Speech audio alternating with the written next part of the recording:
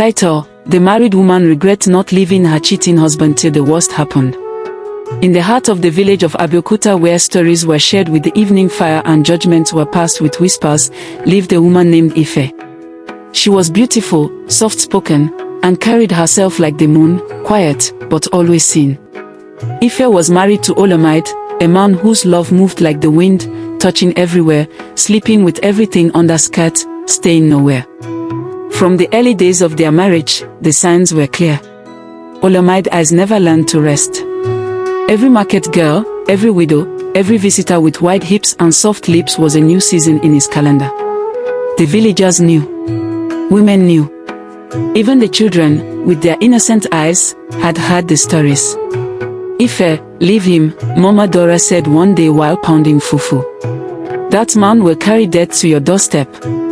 But Efia always smiled and replied, a broken home is worse than a broken heart. I will stay. I want my marriage to work.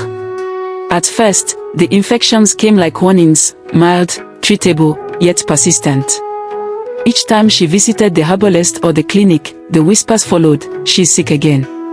Still sleeping beside the snake. Still, Efia stayed. A woman must fight for her home, she told her friends, even as her strength began to fade. Then came the day the clinic doctor pulled her aside, his eyes heavy with pity. Efia, he said softly, you have HIV. Her word tilted. But even then, she refused to leave. My God can heal, she said. My husband is just lost.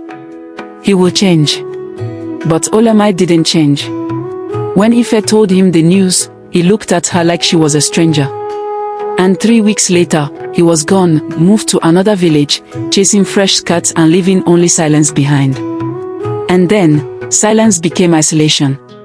People stopped visiting. Mothers warned their daughters to keep away. Children ran when she coughed.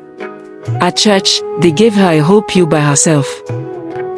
Once, she tried to buy tomatoes, and the seller shifted her basket away.